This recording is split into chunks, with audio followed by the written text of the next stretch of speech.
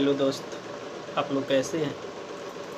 मैं प्रदीप कुमार आप सभी को मॉडर्न केमिस्ट्री क्लासेज में हार्दिक स्वागत करता हूँ। मैं पिछले वीडियो में आप सबों को बताए थे यूनिट 5 से पृष्ठ रसायन क्या है, उसमें अधिशोषण और शोषण का वर्णन कराए थे पिछले वीडियो में। आज हम आपको उसी यूनिट से बहुत ही सरल भाषा में आपको आज अधिशोषक को बताएंगे, अधिशोष को बताएंगे, अधिशोषण की प्रकार को बताएंगे। और अधिशोषण का प्रकार जब पढ़ेंगे तो उसमें भौतिक अधिशोषण और रासायनिक अधिशोषण आएंगे, उसके बीच आपको अंतर आज स्पष्ट करेंगे इस वीडियो में। तो आप लोग वीडियो को अंत तक देखकर समझने का प्रयास करेंगे।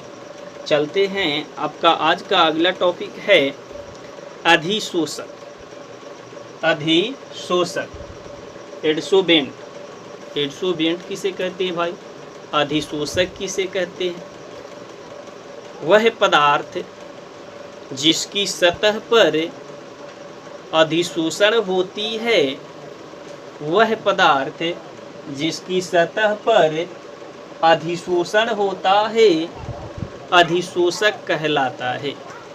वह पदार्थ जिसकी सतह के ऊपर अधिशोषण की घटना होती है उसे अधिशोषक कहा जाता है, एडसोर्बेंट कहा जाता है।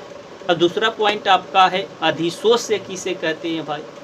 अधिशोषक तो जान गए कि वह पदार्थ जिसकी सतह पर अधिशोषण की क्रिया होती है उसे अधिशोषक कहा जाता है। इस प्रकार भी परिभाषा दे सकते थे कि वह पदार्थ जिस पर अधिशोषण की घटना होती है, वह पदार्थ जिस पर अधिशोषण होता है, वह पदार्थ जिसकी सतह पर अधिशोषण होता है उसे अधिशोषक कहा जाता है।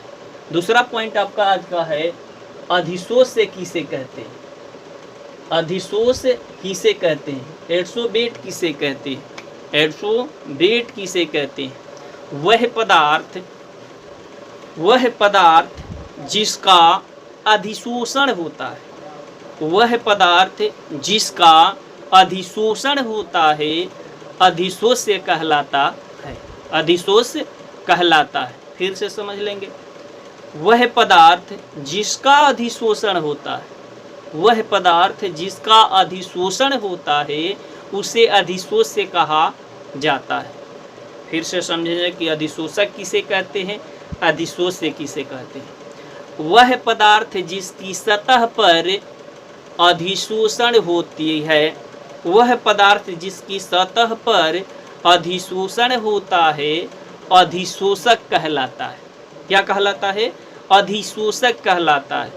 लेकिन आप समझेंगे अगला पॉइंट कि अधिशोष किसे कहेंगे, तो वह पदार्थ जिसका अधिशोषण होता है, वह पदार्थ जिसका अधिशोषण होता है उसे अधिशोष कहा जाता है। उसे क्या कहा जाता है, अधिशोष कहा जाता है। तो यहाँ से आसानी से परिभाषा समझ सकते हैं कि अधिशोषक किसे कहेंगे, तो वह पदार्थ जिसकी सतह पर अधिशोषण होता है अधिशोषक कहलाता है।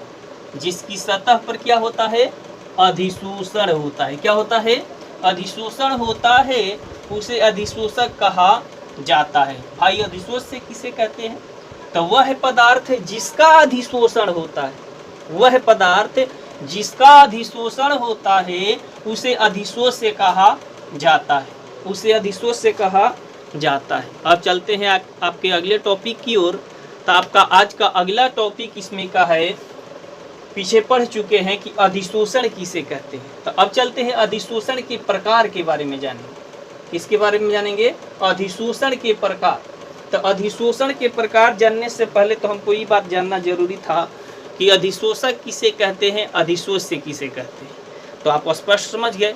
अब इसको समझना बहुत आसान हो गया। चलते हैं, तो आप इसको कह सकते हैं कि अधिशोषक और अधिशोष के बीच, अधिशोषक और अधिशोष के बीच लगने वाले बलों की प्रकृति के आधार पर, लगने वाले बलों की प्रकृति के आधार पर अधिशोषण दो प्रकार के होते हैं। अधिशोषण कितने प्रकार के होते हैं?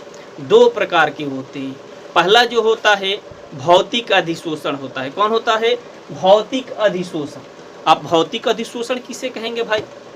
तो वैसा अधिशोषण जिसमें अधिशोषक की सतह पर, वैसा अधिशोषण जिसमें अधिशोषक की सतह पर, अधिशोषक की सतह पर भौतिक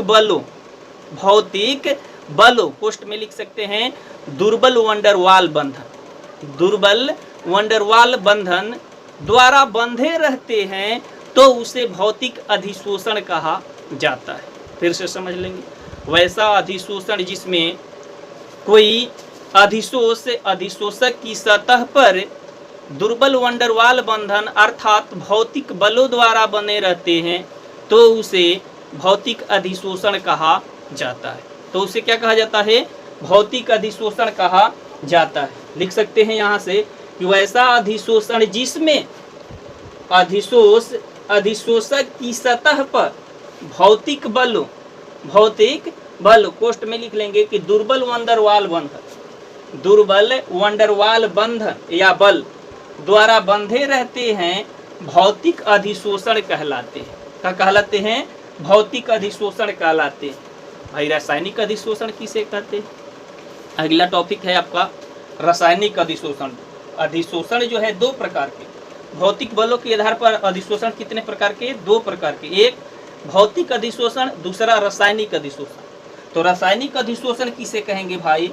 तो वैसा अधिशोषण जिसमें अधिशोषक की सतह पर, जिसमें अधिशोषक की सतह पर रासायनिक बंधन द्वारा बंधे रहते हैं, रासायनिक बलों द्वारा बंधे रहते हैं तो उसे रासायनिक अधिशोषण कहते हैं या रासायनिक अधिशोषण कहलाते हैं। देखिए यहाँ से रासायनिक अधिशोषण, वैसा अधिशोषण जिसमें अधिशोषक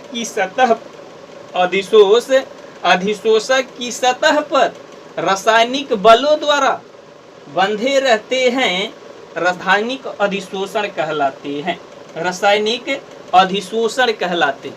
आप स्पष्ट समझ गए कि रासायनिक और भौतिक अधिशोषण कि वैसा अधिशोषण जिसमें अधिशोषक की सतह पर भौतिक बलों द्वारा बंधे रहते हैं तो उसे भौतिक अधिशोषण कहा जाता है।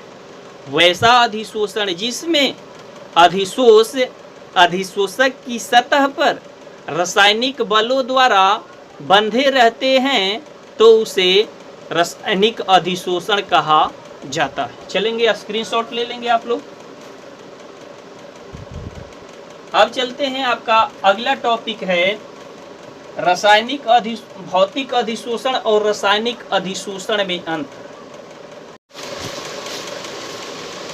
सवाल था भौतिक अधिशोषण और रासायनिक अधिशोषण में अंतर। अब चलते हैं भौतिक अधिशोषण और रासायनिक अधिशोषण में अंतर क्या होती है। 2013 में आपके परीक्षा में सवाल आ चुका है।